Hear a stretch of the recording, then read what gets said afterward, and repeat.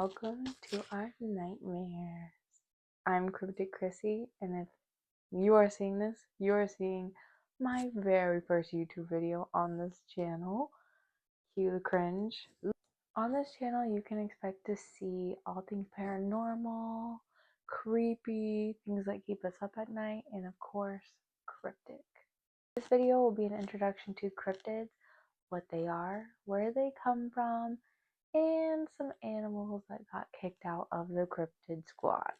So, without further ado, let's grab a blanket, grab a drink, get cozy, and dive deeper into the nightmare that is cryptids. Cryptid comes from the Latin word cryptos, meaning hidden. By definition, they are animals or beings whose existence is claimed but not scientifically proven. At least not yet. Cryptozoology is a pseudoscience focused on proving the existence of these mysterious creatures, which is wild because the actual success of their job kind of would make their job like obsolete, right? If you were curious as to what a pseudoscience was, because I've heard the word on social media and stuff like that, but I've never seen the actual definition. Well, oh, sorry, I hit my printer. I've got you covered, okay? I looked up the definition because I am a thorough ghoul. Science means a collection of beliefs or practices mistakenly regarded as being based on scientific method. So, and stay with me here. If you go back to the definition of cryptozoology and you put it all together, the cryptozoology is a collection of beliefs or practices mistakenly regarded as being based on a scientific method that's focused on proving the existence of the cryptids. I feel like that has to be like the biggest burn that you can say to a scientist. Like, they must really be like at the university parties or wherever scientists hang out. I don't know. I failed out of culinary school, so I did not go to college. Surprise. But I feel like at their, universities or parties or whatever, they're like, oh, that is so pseudo. Oh, John, why are you being so pseudo right now? Like, you know what I mean? Maybe not. Anyways, regardless of all the jokes, what a cool job, first of all. And second of all, we thank you for your service because we would not be here today if it was not for you. Now, the acknowledgement of all these creatures come from many different versions and forms of storytelling. Whether it's through folklore, eyewitness accounts, or legends, there's one thing that you cannot deny, and that's these cryptids have stolen our hearts. While a lot of people associate them with mythological creatures such as werewolves, cryptids can be categorized by a lot of different criteria. They can also encompass extinct animals such as the megalodon or the Tasmanian tiger that is still believed to be out and about today. Cryptids can also be described as animals of unusual sizes or appearance, like the phantom cats in Great Britain. And unfortunately, even a hoax by falsified eyewitness accounts or pictures. And we've all seen some of the greatest Photoshop moments of the Loch Ness Monster, haven't we? It's okay, Nessie. We still believe you're there. And also, to go back to the mythological creatures that a lot of people believe cryptids to be, I still am arguing that mythological creatures can be cryptids. Like, there's a huge distinction to many, many people, and maybe I'm the only one that feels like this on this side of it, but I totally believe that unicorns and dragons could totally be cryptids, not just fiction on a page. Now, don't worry, each of our favorite cryptids are going to get their very special dedicated video. Hopefully, I can do them justice and give them a nice deep dive. But for now, in this video, we're kind of just doing an overview. So, I'm gonna list some of our favorite creatures, and hopefully, it'll give you something to look forward to for my future videos. Now, of course, we cannot talk about cryptids without mentioning Bigfoot, the Jersey Devil, Mothman, Yeti. We already mentioned Miss Nessie or Mr. Nessie, depending on what you think, and the Chupacabra. Those are like the big guns in the cryptid game for sure. And let me know in the comments which one is your favorite, or if I did not list one, you got to leave it down there so I can know how to cover it. Maybe you guys know some that I've never even heard of, and I'd love to learn about all of our cryptid friends. I thought it might be fun as we bring this video to an end to talk about some animals that actually got discovered and classified scientifically and have been kicked out of the Cryptid Club. Now, bear with me on the pronunciation of these wonderful magical creatures. Like I said, I got kicked out of cooking school, okay? The first one I'd like to talk about is going to be the Okapi. Okapi? Okapi. Sounds like a Pokemon. Now, stay with me here, okay? Because in the 1900s, Europeans got word from the native pygmy tribe of an African unicorn.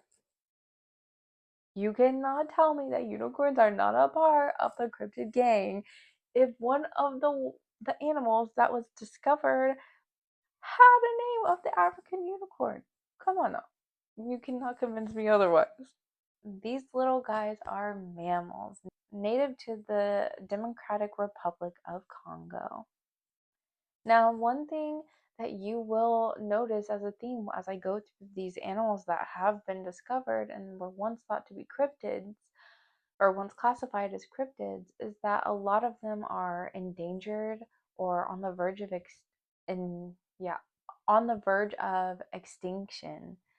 And without efforts of conservation and helping our planet and Earth by preserving where these creatures kind of hang out and build their homes, um, they might not be with us much longer. And the okapi is on that list of endangered species. Now, these guys are so cool because they have these giraffe-like heads, but their like hindquarters and their legs are striped like zebras. Like, talk about just like a cut and paste animal. Like, they're so cute. And yeah, I can definitely see why they were considered a cryptid. I mean, hello, only half zebra? What the heck? Next, we're going to talk about the giant squid, okay? Now, Japanese researchers got the very first photo of the giant squids in 2004. So that's actually pretty recent. And the first video is actually in 2012.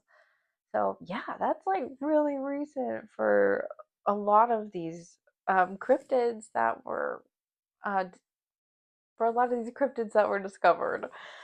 Now, the giant squid is found all over the world, but they're most commonly off the coast of New Zealand, Japan, and Australia. And fun fact, the giant squid actually has the largest eye of any animal, and that's a 10-inch eyeball. That's 25 centimeters. Females can reach up to a length of 43 feet. Yeesh. Could you imagine running into those? Oh, knowledge of the squids actually came to be from dead specimens from dead specimens washing up onto sea or in the stomachs of sperm whales. Because these creatures love to dwell in the deep sea. That's why we don't get to see them or they're so elusive. Next up, and I was really surprised, but I guess I should not be, is the platypus. The platypus was discovered in 1798 after European settlers sent a pelt and a drawing to the governor, John Hunter, at the time. And it wasn't until a whole year later, in 1799, that George Show, the keeper of the British Museum, actually dubbed it the platypus. Platypus is actually really interesting because it's one of the only mammals that actually lay eggs and they nurse their young. And males have these venomous spurs on the back of their hind legs. And again, I can understand why they would be seen as a cryptid because they do kind of have a lot of like duck-like features, but they definitely don't look like a duck. Next up is actually one that was really surprising as well, which is the mountain gorilla. On October 17th in 1902, a German explorer actually discovered these guys. The German explorer Captain Robert von Buringe, I think is how you say it, discovered them on the Virunga mountainside in South Africa. Now, a little bit about these guys is they are actually the largest primates, and they have a long black fur for insulation because, mountains. So they do look quite different than like the silverback gorillas that we may be used to seeing, but they do have a lot of similarities to them. They actually travel in family groups, in packs, in family groups and units like that. But the mountain gorillas seem to be a bit more of a cohesive group, and though they both do follow like a pecking order. Now, like I said, a lot or most, if not all of these animals are endangered. However, there has been a lot of great work put into the mountain gorillas habitat and their population has reached over 1,000 in the recent years. Now, the males can get up to 5.5 to 6 feet tall and weigh over 300 pounds. So they have definitely earned their name as the heavyweight champions of the primate community.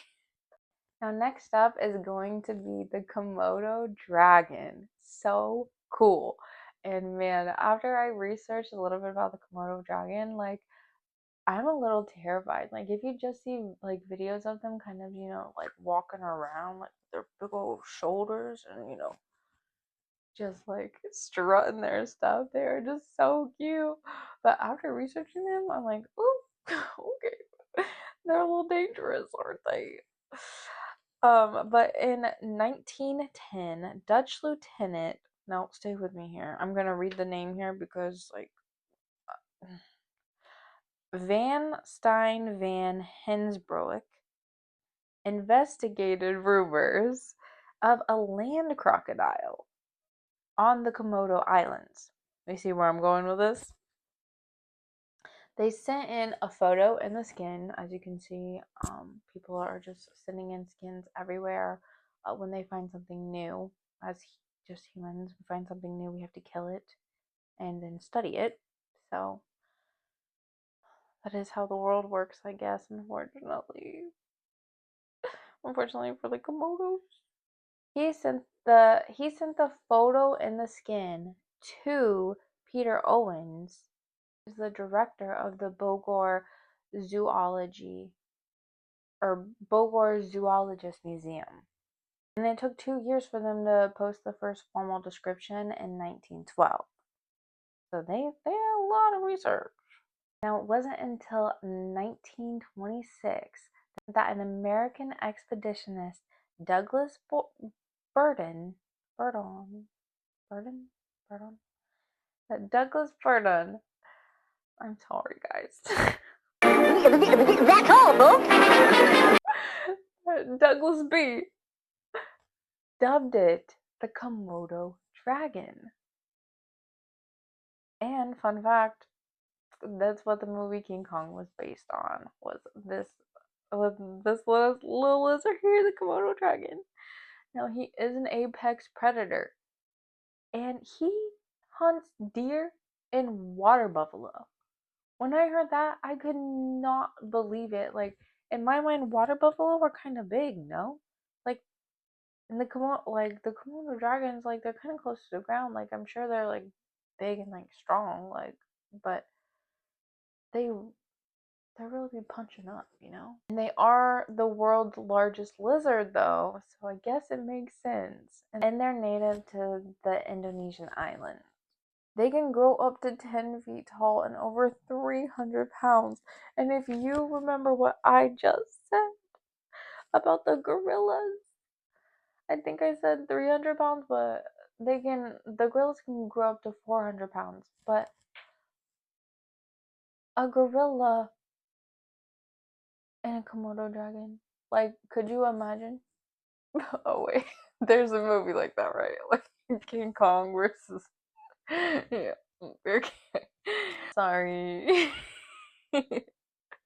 God. Sorry. Okay. Okay. But on a serious note, the Komodo dragons are endangered as well, just due to the limited really availability for space. They're in such a small area, and I'm sure with people and the way we are as humans, just developing stuff. But I don't know. But yeah, poor Komodo. Now, last but not least, is the coelacanth. Coelacanth. I think that's how you say it. I'm sorry, guys. Subscribe so I can learn how to read. In 1938, the coelacanth was discovered by a South African museum curator, Marjorie Courtney Latimer, on a trawler's catch off the coast of South Africa.